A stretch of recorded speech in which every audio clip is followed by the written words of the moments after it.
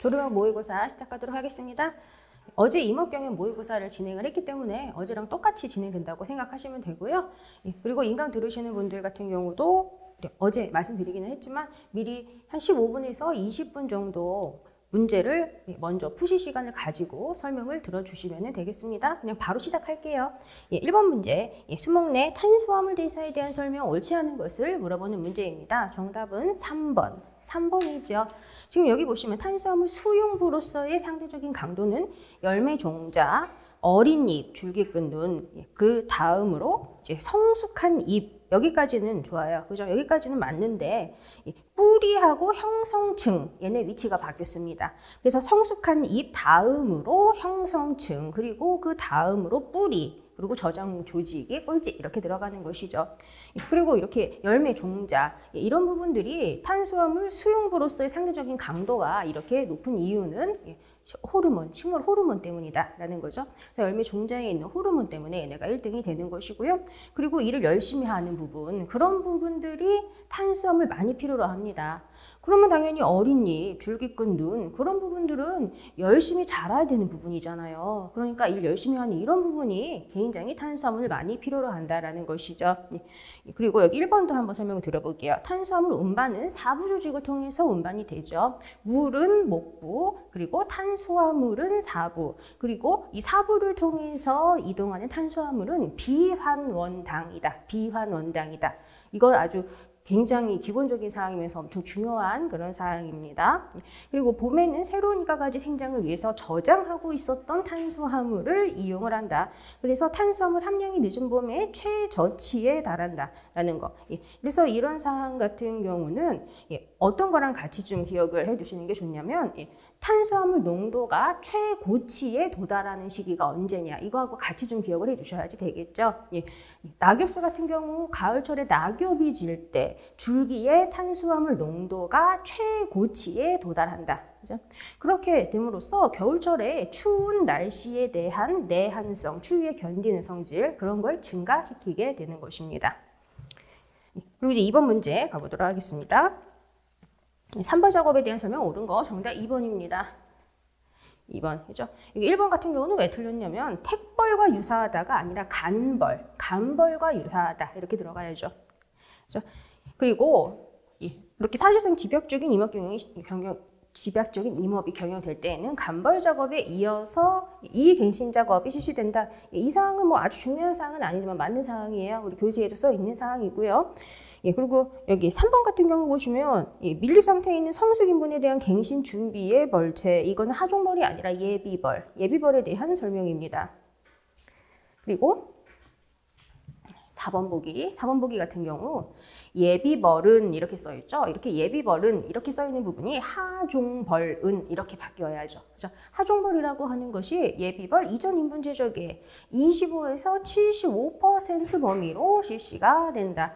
그리고 후벌을 할 때 치수 손상이 적도록 많은 벌채가 바람직하다. 정답은 2번이 되는 것입니다. 그리고 이 3벌 작업과 관련한 사항은 굉장히 여러 번 많이 출제가 되어 왔고 앞으로도 계속 그럴 거고요. 엄청 중요한 그런 사항이죠. 3벌 작업은 진짜 뭐 거의 출제 안 되는 애가 거의 없다시피 해요. 그래서 3벌 작업에 대한 사항은 이제 우리가 확실하게 알고 있어야 되는데 다 아시는 사항이기는 하겠지만 그래도 복습 겸 다시 한번 몇 가지만 한번 얘기를 해볼게요. 3벌 작업이라고 하는 것은 3벌 작업은 예비벌 그리고 하종벌 그리고 후벌 이렇게 이제 3단계의 벌채가 진행이 되는 것이다. 그리고 이 예비벌이라고 하는 것은 여기 보기에서 언급을 하고 있는 것처럼 갱신 준비하는 벌채입니다. 그리고 임관을 열어서 천연 갱신에 적합한 임지 상태를 만들기 위해서 예비벌이라고 하는 것을 실시를 하죠. 그리고 이 예비벌 같은 경우는 보통 뭐 한 번 하기도 하고 여러 번 하는 경우도 있는데 이건 아주 반드시 필수로 꼭 해야 되는 것은 아니에요. 그죠? 이 간벌 자체가 굉장히 잘 되어 있는 지역이라고 한다면 예비벌이 필요 없고 그냥 얘는 패스하고 그 다음 단계인 그냥 하종벌로 바로 넘어갈 수도 있다라고 하는 게 또 특징적인 사항이 됩니다. 그리고 하종벌이라고 하는 것은 아래로 종자 잘 떨어지게 하기 위해서 하는 벌채 간단하게 이렇게 생각하시면 돼요. 그래서 결실량이 많은 해를 선택해서 잎목을 벌채하고 아래로 종자 잘 떨어지게 도와주는 것이고, 그리고 하종벌 같은 경우는 1회의 벌채로 목적을 달성할 수 있도록 하는 것이 좋습니다. 그리고 이렇게 숫자 있잖아요. 예비벌 이전 인분 제적이 25에서 75% 범위, 우리 보기에 있는 거, 요거 이런 숫자들, 이런 거 별거 아닌 것 같아도 이런 사항도 우리가 또 알고 있어야지 되겠죠? 그러면 지금 이거 하종벌은 이렇게 25에서 75% 이렇게 얘기하는데, 그러면 예비벌 같은 경우는 잎목 제적으로 10에서 30%, 예비벌은 잎목 제적으로 10에서 30%가 제거될 수 있다라는 것까지 같이 기억을 좀 해주세요. 뭐 산벌 작업에 대한 건 뭐 굳이 그림은 안 그려도 되겠죠. 그럼 이제 하종벌을 실시를 하면 아래로 종자가 잘 떨어지고, 그렇게 종자 떨어진 애들이 싹이 나서 조그만 어린 나무들이 된다, 그죠? 그러면 그렇게 어린 나무들이 일단 내가 남겨둔 산목이라고 하는 애들로부터 보호를 받다가 이제 더 이상 보호가 필요 없어졌다. 그러면 우리가 이렇게 후벌이라고 하는 것을 실시를 합니다. 그리고 후벌 중에서도 마지막으로 실시가 되는 것은 종벌 또는 전벌이라는 이름으로 우리가 얘기를 하고 있습니다. 그리고 이 산벌 작업은 당연히 동령님 만드는 거다라는 거는 뭐 다 아시고 계시는데, 아주 특징적인 사항으로 성숙한 잎목의 보호하에서 동령님이 형성되는 유일한 방법이 이 산벌 작업이다라는 거. 이게 특징적인 사항이에요. 그죠? 개벌 작업도 동령님 만들어주고요. 그리고 모수 작업도 동령님, 산벌 작업도 동령님이에요. 그런데 이 성숙한 잎목의 보호하에서 동령님이 형성이 되는 거, 그거는 요거밖에 없어요. 산벌 작업밖에. 그죠? 모수 작업 같은 경우는 내가 남긴 모수가 종자만 떨어뜨려 주면은 할 일 끝난 거잖아요. 근데 이거는 하종벌 하고 나서 하종벌 하고 나서도 남아있는 그 산목, 걔가 종자도 떨어뜨려 주고 애기나무도 보호도 해주고, 그런 특징적인 사항을 가지고 있습니다. 그리고 산벌 작업은 전갱 작업이다. 그죠? 전갱 작업이다. 전갱 작업이라고 하는 거, 이게 또 특징적인 사항이에요. 개벌 같은 경우는 후갱 작업이죠. 개벌 같은 경우는 커다란 나무들 싹을 다 벌채되고 갱신, 조그만 애기 나무도 나오니까 개벌은 후갱 작업. 그런데 산벌 작업 같은 경우는 커다란 애들이 다 제거되기 전에 애기 나무들이 나오니까 전갱 작업. 그죠? 그럼 이제 3번 보도록 하겠습니다. 소철과 공생에서 질소 고정하는 미생물 정답 3번. 그죠? 3번이죠. 뭐 질소 고정 미생물 종류에 대한 것들은 아마 굉장히 여러 번 보셨을 거예요. 중요하다라는 거 다 아시고 계시고요.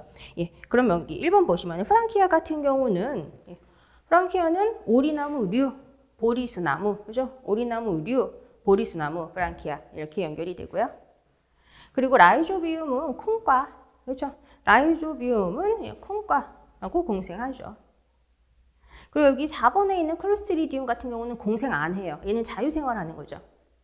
자유생활하는 것이 클로스트리디움과 아조토박터 이렇게 두 가지가 있었습니다. 그런데 아조토박터는 호기성이었고요. 클로스트리디움은 혐기성이죠. 그렇죠? 아조토박터는 여기 보기에다 안 넣었어요. 그죠? 그래서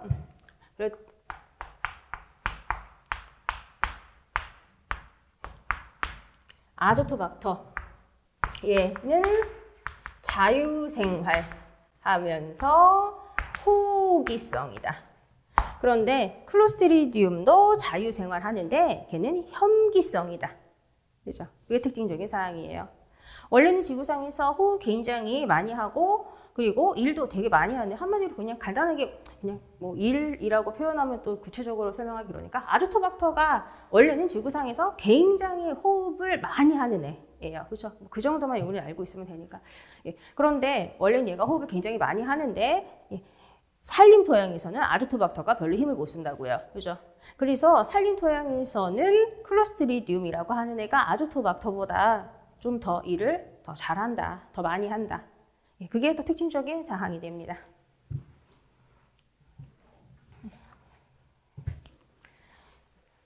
그럼 이제 4번으로 가볼게요.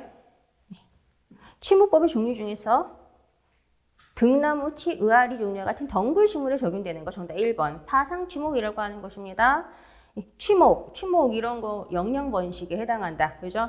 전목, 삽목, 취목 이런 거 영양번식이에요. 그리고 우리가 종자, 한마디로 파종을 해가지고 거기서 싹이 나가지고 어린 묘목을 얻는 거 그런 거는 우리가 이제 실생번식 이렇게 얘기하죠.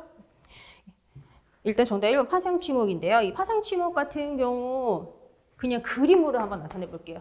단순화시켜가지고. 파상취목 같은 경우는 이렇게 줄기를 지하에다가 이렇게 반복해서 묻어요. 이게 특징적인 그런 사항이 되는 거죠. 이게 파상취목이에요. 그러면 여기 2번에 있는 단부취목이라고 하는 거 있죠. 단부취목 같은 경우는 단부취목은요. 이렇게 줄기를 그냥 땅에 묻어. 그래서 줄기 끝이 땅속에 들어가게 한다. 이게 단부취목이 가지는 특징이 됩니다. 그리고 여기 맹아지 치목이라고 하는 거 있죠. 이 맹아지 치목 같은 경우는 이렇게 줄기가 있는데 이 줄기를 댕강 잘라요. 그러면 여기에서 이렇게 맹아가 나오게 된다. 그죠? 그러면 여기 이렇게 흙을 도덕하게 여기다가 흙을 이렇게 올려주고 이 흙 속에서 발근되는 거를 보고 발근된 게 확인됐으면 우리가 잘라가지고 걔를 이용을 하면 되는 것이죠. 그리고 공중치목이라고 하는 것은 나무가 이렇게 있어요. 줄기가 이렇게 있고, 그죠? 그러면 공중치목 같은 경우는 줄기를 휘어서 땅에다가 묻지 않아요. 그렇게 안 하고 공중치목은 여기 지상부에 있는 여기 가지 요런 데를 이렇게 껍질을 이렇게 까는 그런 작업을 한다거나 아니면 상초를 낸다거나 그렇게 해요. 그렇게 해서 껍질을 살짝 까는 작업을 한다거나 아니면 상초를 낸다거나 하고 그리고 거기 건조해지지 않게 이끼 같은 걸로 이렇게 애들을 이렇게 쌓아줍니다. 그러면 이 속에서 이제 발근이 되고 발근된 게 확인이 됐으면 얘를 잘라가지고 땅에 꽂아주면 되는 거죠. 이게 공중지목이라고 하는 것입니다. 이렇게 이제 하면 되겠고요. 그리고 지금 여기 보기에다가 넣지는 않았지만 단순지목이라고 하는 것도 있죠. 단순지목 같은 경우는 특징이 뭐냐면 이렇게 있으면 줄기를 땅에 묻어요. 그런데 끝이 이렇게 지상으로 올라오게 한다. 그죠? 이게 단순지목이라고 하는 것입니다. 그리고 매간지목도 있죠. 매간지목. 매간지목 같은 경우는 줄기를 그냥 통째로 그냥 묻어버린다. 그냥 간단하게 이렇게 생각하시면 되겠고요. 5번으로 가보도록 하겠습니다. 내 음성이 강한 것부터 약한 순서대로 나야 된 거. 원래 이거는 제가 학명으로 문제를 냈다가 한글로 바꿨어요. 아무래도 1이다 보니까 학명이 너무 많이 들어가면 좀 정신이 사나울 수 있어서 정답은 1번이에요. 지금 내 음성이 강한 건 뭐예요? 내 음성이 강하다는 건 음수예요. 그죠? 정답은 1번인데요. 나한백은 극음수입니다. 극음수. 그죠? 그리고 두 번째로 있는 편백은 중성수입니다. 그리고 소나무는 양수, 자작나무는 극양수. 그죠? 그러면 2번에 있는 사철나무 극음수예요.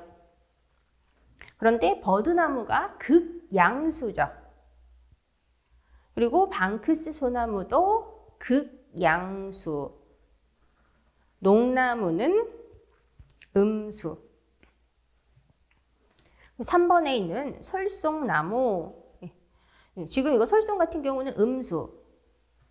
그리고 비자나무라고 하는 게 있죠. 얘도 음수. 주목, 극음수. 해양목, 극음수. 그리고 여기 이제 4번에 연필향나무, 얘는 극양수죠. 연필향나무는 극양수. 느티나무, 양수. 동백나무, 중성수.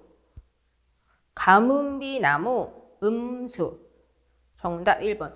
이런 거 우리 교재에 내음성 표 있잖아요. 사실 거기 보면은 수종이 너무 많아가지고 사실 보는 순간 어떻게 보면 좀 보기 싫어 이런 생각이 솔직히 들어요. 그래도 이건 우리가 필수로 꼭 알아야 되는 그런 사항이거든요. 그래서 그 표 내용 잘 눈에 들어오지는 않지만 자주자주 봐주세요. 그렇게 해서 꼭 암기하실 수 있도록 해주셔야 되겠죠. 6번으로 가보도록 하겠습니다. 수목의 내건성에 대한 설명 옳지 않은 거 정답 3번입니다.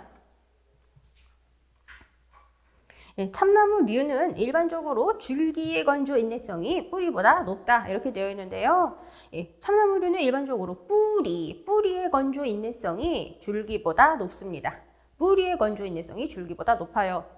그래서 혹시라도 지상부 줄기가 말라 죽었다고 하더라도 근맹아라고 하는 애가 뿌리에서 나오는 것을 볼 수가 있습니다.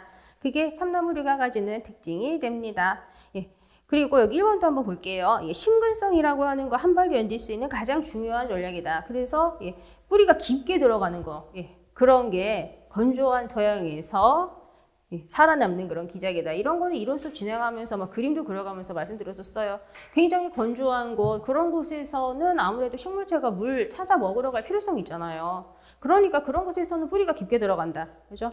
그런데 습한 곳이다. 그러면 습한 곳 같은 경우는 물은 많은데 산소가 부족하니까 부족한 산소를 공급받기 위해서는 깊게 안 들어가고 약간 조금 여기 토양 표면 근처에 좀 많이 몰려있는 그런 형태가 된다. 이런 것도 얘기를 했었었죠. 예, 그래서 이런 건 사실 1번 보기는 보자마자 아 이거 맞아? 이렇게 생각하셨어야 되는 그런 사항입니다. 그리고 여기 소나무류 같은 경우는 이렇게 기공 통로에 왁스라고 하는 게 있어서 이게 증산량을 줄여준다. 이거 왁스라고 하는 건 이게 지질로 이제 구성이 된 거잖아요.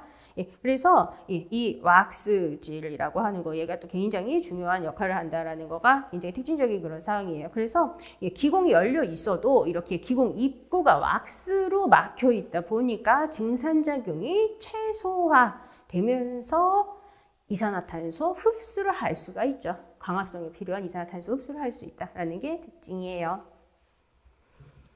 그리고 여기 이제 4번도 우리가 다 알고 있어요. 소나무 잎은 이렇게 바늘형이에요. 그리고 이렇게 왁스충으로 쌓여 있다더라. 그리고 또 조그만 잎이 커다란 그런 잎들보다 이렇게 증산량을 줄이는데 더 효율적이다. 이런 얘기도 했었고요.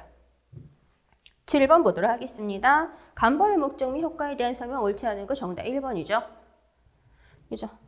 간벌은 뭐예요? 간벌을 했으면 내가 밀도 조절해 준 거예요. 간단하게. 그죠? 그런데 이렇게 밀도 조절해줬다고 해서 수거 생장이 촉진되는 것은 아니죠. 예, 그래서 이거 직경성장을 촉진해서 이렇게 들어가야죠. 직경성장을 촉진해서 연륜폭이 넓어진다. 이렇게 들어갑니다. 그리고 생산될 목재의 형질을 좋게 하는 거 이거는 맞아요. 예. 그래서 간벌을 하면 직경성장 촉진해서 연륜폭이 넓어지고 생산될 목재의 형질을 좋게 한다. 그래서 정답은 1번이에요. 그리고 지금 이렇게 간벌이라고 하는 것을 실시를 하면 굉장히 다양한 효과를 얻을 수가 있어요. 여기 1번, 2번, 3번, 4번에 있는 거 외에도 산불 위험성을 감소시키는 좋은 효과도 얻을 수가 있고, 그리고 간벌 수확도 얻을 수 있죠. 간벌 수확도 얻을 수 있다. 간벌이라고 하는 거는 이게 간벌 수확을 통해서 간벌 수입을 얻을 수 있어요. 그렇죠? 그런데 재벌 같은 경우는 수입이 없다. 그거 재벌과 간벌의 차이점으로 또 기억을 해야 되겠죠? 그리고 하층 식생 발달을 촉진시켜 줌으로써 생물 다양성 증진 효과를 얻을 수 있다라는 특징. 그것도 우리 간벌과 관련해서 알고 있어야 됩니다.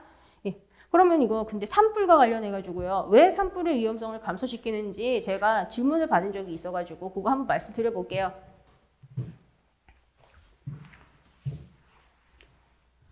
그냥 여기 이제 땅이에요. 그리고 이제 이렇게 나무가 막 이렇게 많이 있어요. 간벌 안 한 곳이에요. 간벌 안 한 데예요.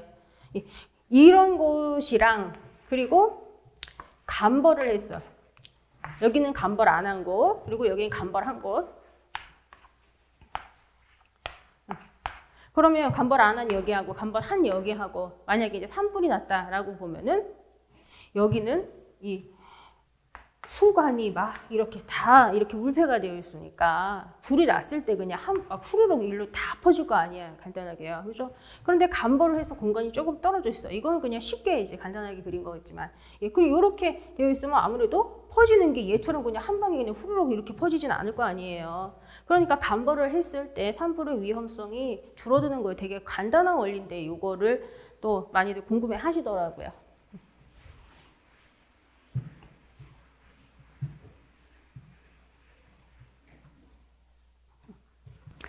그리고 이제 8번 보도록 하겠습니다. 바람직한 조림 수종의 특성에 해당하지 않는 건 정답 4번입니다.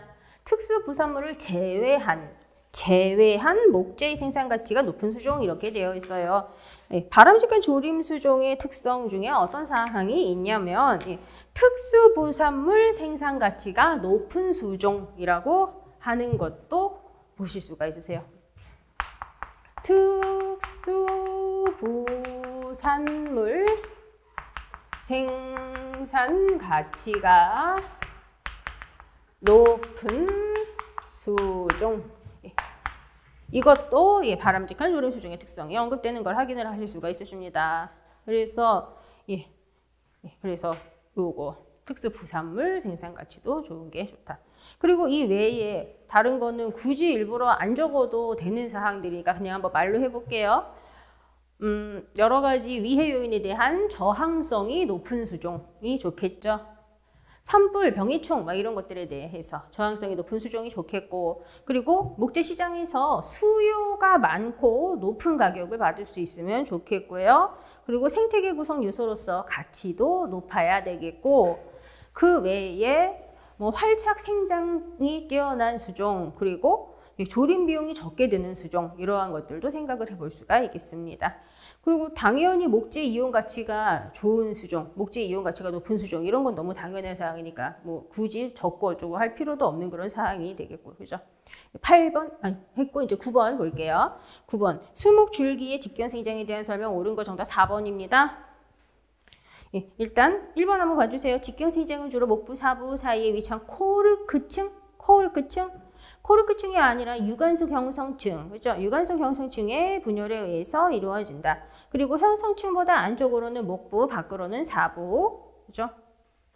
그리고 여기 2번 보시면 수종, 생육 환경이 상관없이 사부 생장량이 목부보다 많다가 아니라 사실 목부, 사부 생산되는 그 비율은 일정하지는 않아요. 그렇지만 어떤 수종이든지 간에 무조건 목부 생산량이 사부 생산량보다는 무조건 많다고 그랬었어요.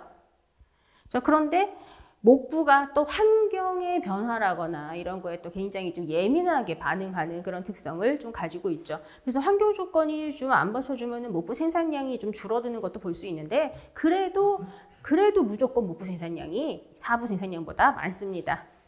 그리고 여기 이제 3번 보시면은요, 형성층에서 병충 분열만 일어나는 거 아니죠? 병충 분열, 수충 분열 두 개. 병충 분열도 일어나고 수충 분열도 일어나고요. 병충 분열, 수충 분열 두 개 일어난다라는 거 보고 기억하셔야 되겠죠. 정답 4번. 사실 지금 이거 1회 문제가 아마 되게 쉬우셨을 거예요. 그죠? 되게 쉬웠죠? 그런데 실제 시험장에서는 이상하게 이런 정도 수준 문제를 만난다고 해도 실제 시험장에서는 막 틀리고 나와요. 긴장해서 그런 거예요. 그죠? 10번 볼게요. 접목에 대한 설명 옳지 않은 거 정답 1번입니다. 1번. 접붙임이 잘 이루어지려면 접붙일 때 접수가 물이 올라서 생장이 시작돼요. 대목이 물이 올라서 생장이 시작되고, 접수는 아직 휴면 상태에 있는 경우가 활착이 잘 됩니다. 그래서 정답 1번. 1번의 접수, 대목 위치가 바뀌었어요. 그리고 이렇게 접목을 할 때의 대목이라고 하는 것은 땅에 뿌리 박고서 땅에서 수분 양분 흡수해서 위로 올려주는 역할을 하는 것이고, 접수라고 하는 애가 나중에 개와 결실하게 될 그런 애가 되는 것이죠. 그리고 여기 2번을 한번 봐주세요. 2번 보시면 캘러스 조직 발달 촉진시키기 위해서는 온도가 20에서 30도 안팎에서 적정 수준으로 유지가 되는 게 좋다더라. 그래서 이거 온도 20에서 30도 이거 반드시 좀 기억하고 계셔야 되겠고요. 습도는 높아야 된다더라. 습도가 높아야지 되는데 그렇다고 이렇게 습도를 좀 높게 유지시키다 보니까 아무래도 곰팡이라거나 좀 이런 거에 문제가 생길 수 있어요. 그래서 곰팡이병 같은 거 안 생기게 또 굉장히 많이 주의를 좀 해줄 필요성도 있습니다. 습도 낮으면 절대 안 된다라고 말씀드렸던 거 생각나세요? 삽목도 그렇고요, 전목도 그렇고 둘 다 습도 낮게 하면 안 된다. 그거 꼭 기억해 주세요. 건조하면 끝이에요. 그리고 충분한 산소 공급 필요하다라는 거. 그래서 요거 충분한 산소 공급 필요하다라는 거, 이것도 여러 번 기출됐었던 그런 사항이 되는 것이고요. 이거 4번 뭐 이런 거 보자마자 그냥 다 알아보셨을 그냥 기본적인 무기들이에요. 그죠? 기본적인 무기들. 그럼 이제 11번으로 가볼게요. 밀식조립에 관계되는 이자에 대한 설명 옳지 않은 거 정답 4번. 사실 이번에 국가직에서 이런 내용 문제가 출제가 됐잖아요. 제가 생각했을 때는 이런 문제 나왔을 때 쉽게 답을 찾지 않으셨을까라고 생각을 했었어요. 쉽게 답을 찾으셨어야 되는 문제였고, 그죠? 정답은 4번인데요. 소나무 해성 같은 경우는 소식을 하면 질 좋은 목재를 생산할 수 있는 게 아니라 얘네 밀식을 해야 된다. 그죠?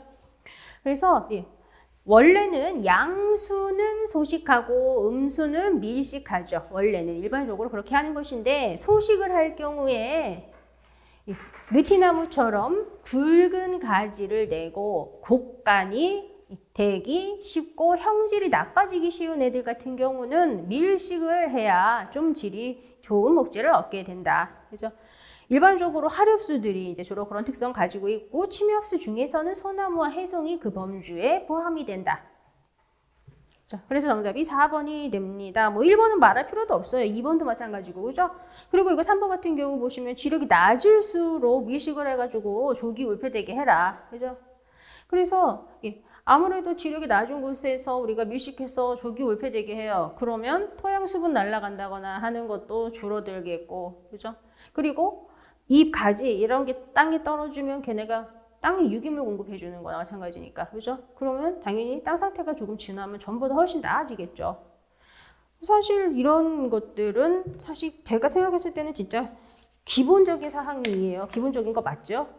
12번으로 가볼게요. 산뿌리 종류에 대한 설명 옳지 않은 거 정답 4번이 됩니다.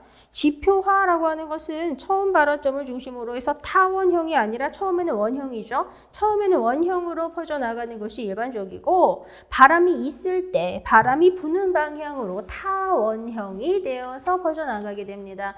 그래서 처음에는 여기가 발화점이다라고 보면은 처음에는 그냥 원형으로 이거 그냥 동그란 원형이라고 봐주세요. 좀 삐뚤은데 이게 동그란 원형이라고 생각해 주세요. 처음에는 이렇게 원형으로 애들이 이제 퍼져 나간다고요. 처음에는 이렇게 원형으로 이제 퍼져 나가게 되는데 이제 바람이 분다. 근데 바람이 이렇게 이 방향으로 분다. 그러면 그때는 여기는 발화점이고 그러면 바람이 저렇게 불면 이런 식으로 이렇게 타원형으로 퍼져나가게 된다라는 것이죠. 그래서 특히 바람이 세지면 바람이 불어오는 방향으로는 퍼지는 속도가 느리고 불어가는 방향으로는 속도가 빨라진다. 그런 것도 특징이에요. 그래서 바람이 이렇게 이 방향으로 불면 이쪽이 불어오는 방향, 이쪽이 불어가는 방향, 그거 방향도 많이 헷갈려 하시더라고요. 헷갈리지 마시고 잘 구분해 주셔야 되겠어요. 그리고 이 지표화 같은 경우 거의 모든 산불의 시작이 되는 거가 이 지표화다라는 거죠. 그리고 사실 지표화가 생겼다라고 해서 엄청 커다란 성숙목들 그런 애들이 불타 죽는다거나 하지는 않는다. 그렇죠? 그럼 그을리는 정도 그게 좀 특징적인 사항이에요. 그리고 수간화는 줄기가 타는 거고 제일 무서운 물은 수관화. 그렇죠? 수관화가 제가 요즘 어제 말씀드린 것처럼 턱이 아파갖고 발음이 잘 안 돼서 혹시라도 몰라서 적어드린 거예요. 수관화가 제일 무서운 그런 물이다. 그죠? 그래서 수관에서 수관으로 이렇게 불이 붙어서 이제 불이 퍼지는 것이다. 라는 거죠. 그리고 수관화 같은 경우 V자형 이것도 특징적인 그런 부분이에요. 그리고 특히 수지가 많은 침엽수림에서 이런 수관화가 생기는 것을 많이 볼 수가 있습니다. 그리고 지중화라고 하는 거는 땅속에서 있는 불이에요. 그래서 밖에서 봤을 때는 우리는 속안에서 불이 났는지 모르죠. 그런데 겉보기에 멀쩡한데 속안에서 지속적으로 꾸준하게 오랫동안 강한 열이 오랫동안 이제 지속되면서 뿌리가 죽게 하는 그런 현상을 볼 수가 있습니다. 13번 가볼게요. 파종상 종류 중에서 고상을 적용하는 수종에 해당하지 않는 거 정답 2번입니다. 지금 학명이 있으니까 첫 번째 낙엽송. 이 정도 학명은 암기하고 계신 거죠? 1번 낙엽송이고요. 2번은 자작나무입니다. 이게 2번이 정답이에요. 그리고 여기 3번 보시면 밤나무 그리고 4번은 편백. 2번 정답. 자작나무가 정답입니다. 우리 교재에 상 만들기 요령이라고 하는 표가 있어요. 그래서 그 상 만들기 요령 표를 보시면 파종상 종류가 고상, 평상, 저상 이렇게 구분되고 있죠. 이거 한번 적어 볼게요. 그러면 먼저 고상부터. 고상 두 종류 있죠. 고상 두 종류 있는데요. 먼저 소나무상과 상수리나무상. 그죠? 소나무상 그리고 상수리나무상.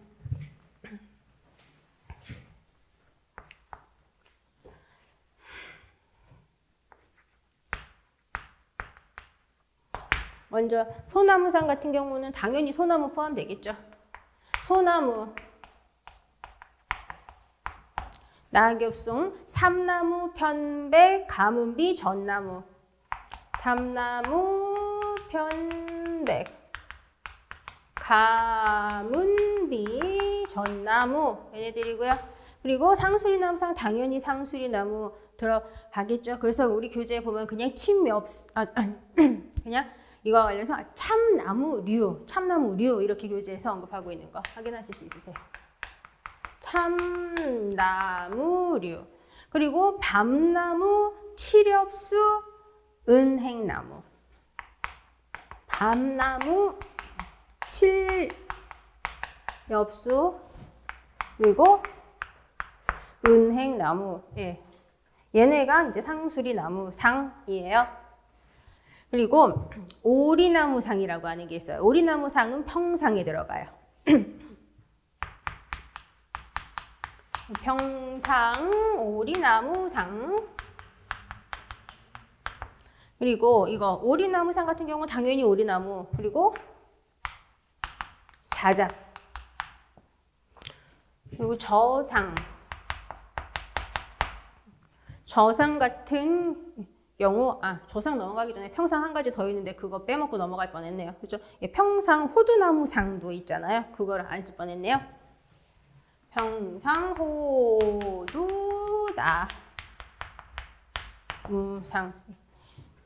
이거는 이제 호두나무, 물풀의 나무.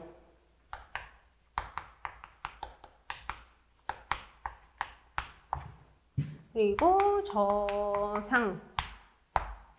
저상은 버드나무상.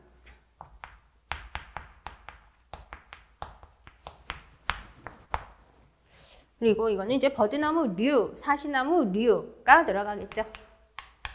버드, 사시 이런 애들이 여기 들어갑니다.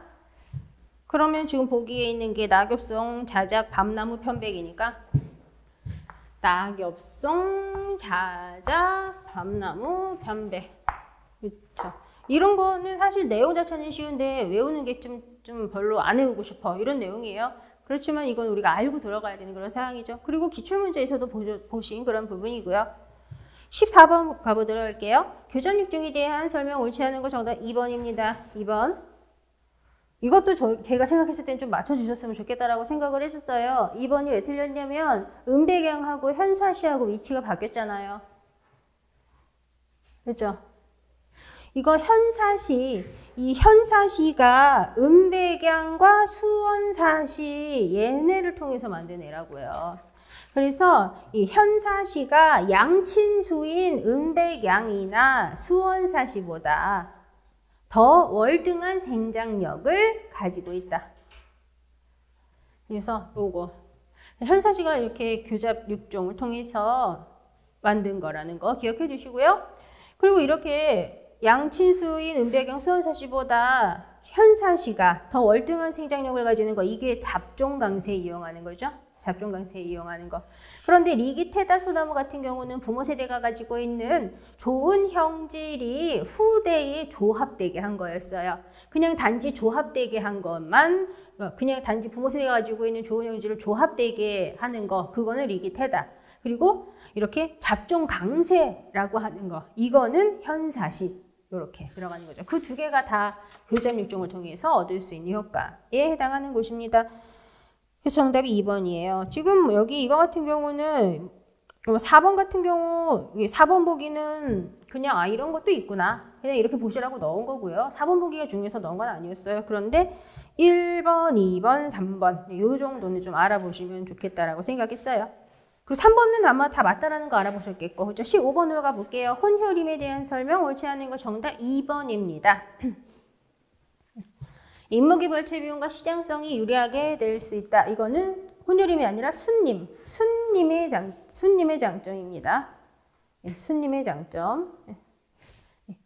그래서 이 순님이라고 하는 거가 생태적으로는 깡이지만 작업하기 편하다. 그게 순님이잖아요.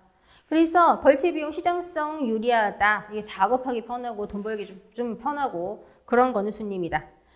그런데 혼혈임 같은 경우는 작업할 때는 좀 피곤하지만 생태적인 측면에서 혼혈임이 좋다. 그죠?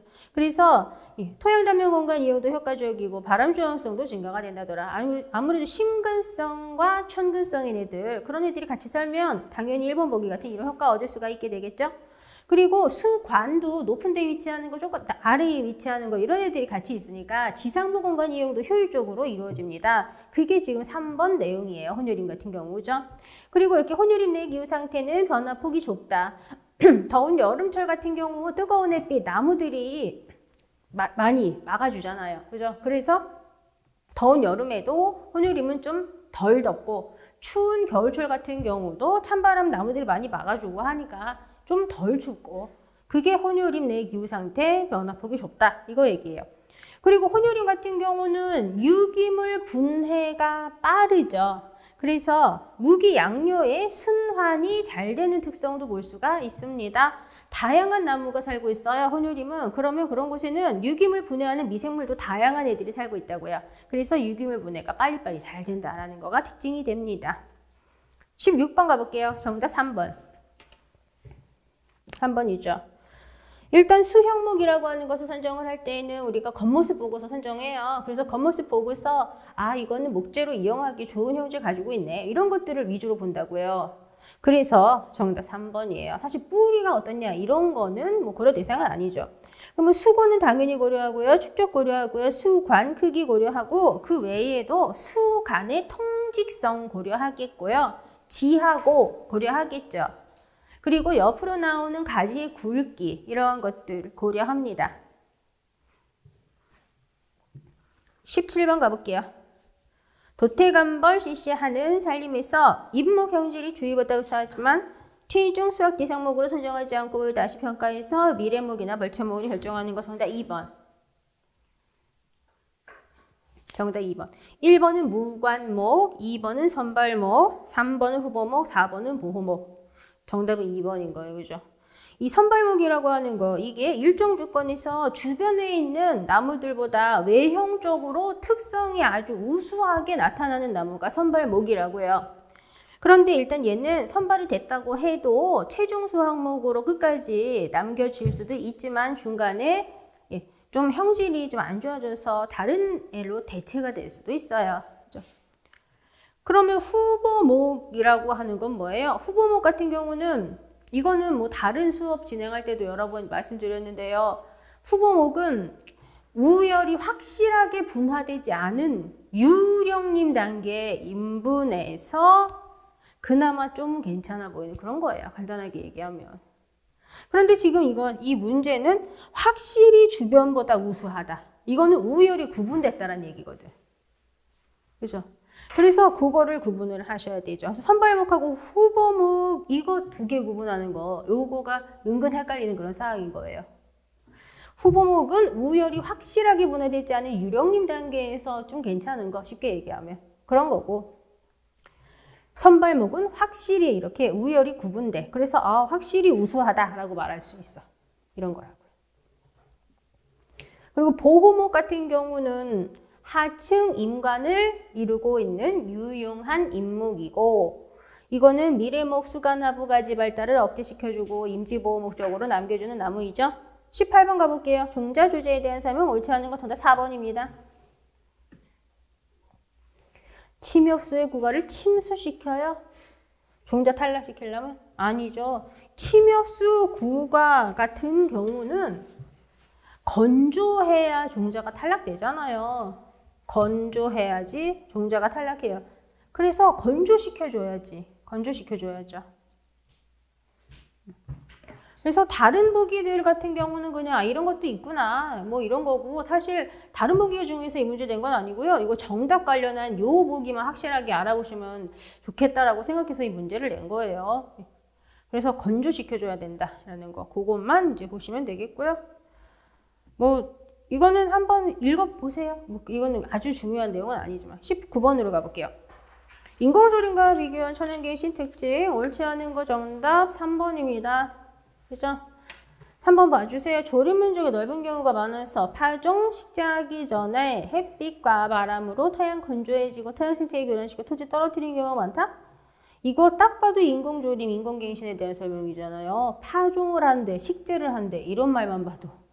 파종을 하고 식재를 하고 이거만 봐도 이거 인공조림 아니야? 라고 딱 생각이 드셨어야죠. 그죠? 그리고 이렇게 인공조림이라고 하는 거, 이게 조림 면적이 넓은 경우가 많단 말이에요. 예. 그래서 파종 식재하기 전에 햇빛, 바람으로 인해서 토양 건조해지고 생태적 측면에서 좀 안 좋은 건 뭐 얘기 안 해도 다 아시는 그런 사항이 되겠고요. 정답은 이제 3번이 됩니다. 그런데 이거 천연갱신 같은 경우는 어때요? 천연갱신 같은 경우는 벌채 후 즉시 어린 나무가 자라는 건 아니에요. 그래서 때때로 여러 해가 걸리고 또 기술적으로 인공조림보다 어렵다 이렇게 얘기해요. 그래서 지금 이거 같은 경우는요, 기술적으로 인공조림보다 어렵다. 지금 이 사항과 관련해서 한번 좀 간단하게 말씀을 드려볼게요. 기술적으로 인공조림보다 어렵다라는 거는 관리 측면 생각하시면 돼요. 천연갱신은 자연스럽게 종자가 떨어진다거나 맹아가 나온다거나 막 이렇게 해가지고 갱신되는 건데 왜 이게 기술적으로 이게 어렵냐, 이런 질문을 제가 받았거든요. 종자 자체가 떨어진다거나 이런 거는 자연스럽게 떨어져서 이렇게 되겠지만 걔네 관리 측면, 그런 측면에서는 더 신경 쓰이는 부분이 많을 수밖에 없다는 얘기예요. 그리고 뭐 천연갱신이라고 하는 건 생태적으로 좋다더라 이런 건 뭐 다 아시고, 그리고 인공조림 같은 경우는 우리가 원하는 수종, 원하는 품종 뭐 이런 걸로 숲을 만들 수는 있다. 그렇지만 내가 선택한 애가 그 지역의 환경 조건에 부합하지 않는 애라고 한다면 조림 실패의 위험이 있다라는 거죠. 그리고 작업하는 건 당연히 인공조림, 인공갱신 이런 게 편하고, 그런데 생태적으로는 좀 별로고. 그럼 20번 한번 보도록 할게요. 나자식물 생식에 대한 설명 옳은 거 정답 3번입니다. 그죠? 1번 봐주세요. 일반적으로 암꽃이 아니라 수꽃의 화아 형성이 암꽃보다 먼저 이루어지죠. 그죠? 그래서 침엽수, 하류수 전부 다 수꽃의 화아 원기 형성이 암꽃보다 더 빨랐어요. 그런 사항 여러 번 언급이 됐었어요. 그래서 1번 틀렸고요. 그리고 2번 봐주세요. 수정 과정에서 난세포 소기관이 소멸되어서 자성배우체가 아니라 웅성배우체의 세포질 유전이 이루어집니다. 자웅 이렇게 얘기하면 자가 암, 웅이 수, 그죠? 그리고 침엽수종 같은 경우는 배유 1N, 침엽수종은 배유 1N, 하류수종이 배유 3N. 그죠? 하류수 같은 경우는 하류수는 중복 수정한다 그랬어요. 하류수는 중복 수정을 한다. 그래서 난핵 1N짜리하고 정핵 1N짜리 이게 합해져서 접합자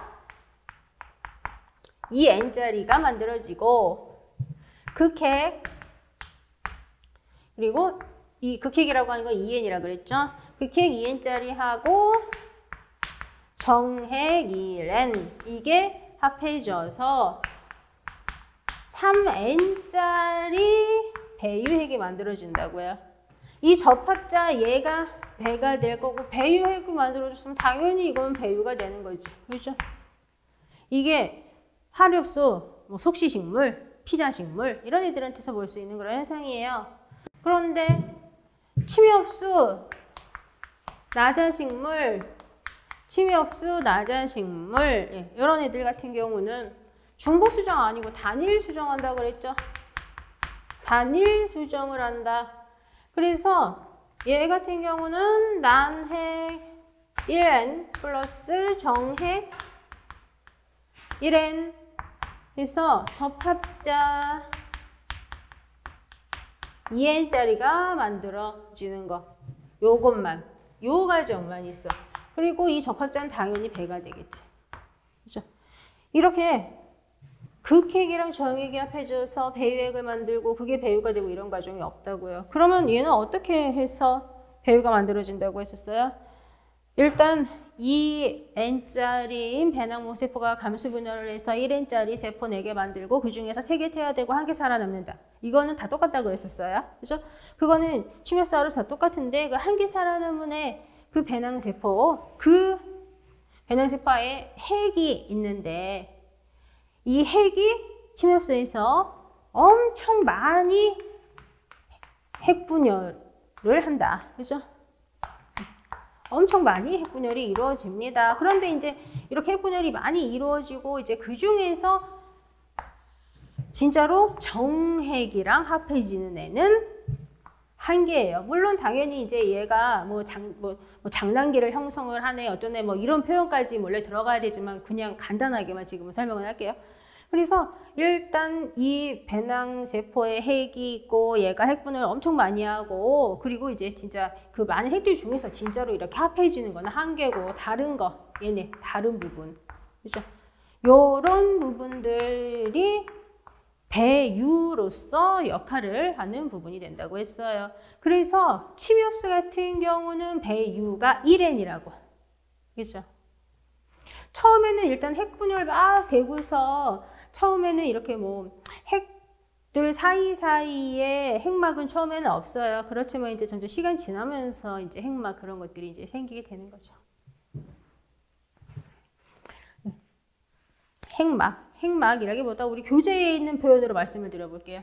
유리핵들 사이에 격막이 생긴다 라고 파트 5에 제가 격막이라는 단어를 써놨어요. 그죠? 그래서 그런 거 기억해 주셔야 돼요. 정답 3번이에요. 그리고 여기 1번 이거 별거 아닌 것 같아도 요 1번 보기 내용 숫꽃의 화아 형성이 먼저 이루어진다는 거 이게 시험장에서 많이 헷갈려 하시더라고요. 이거 잘 기억해 두시고요. 그러면 잠시 쉬었다가 2회차로 들어가도록 할게요.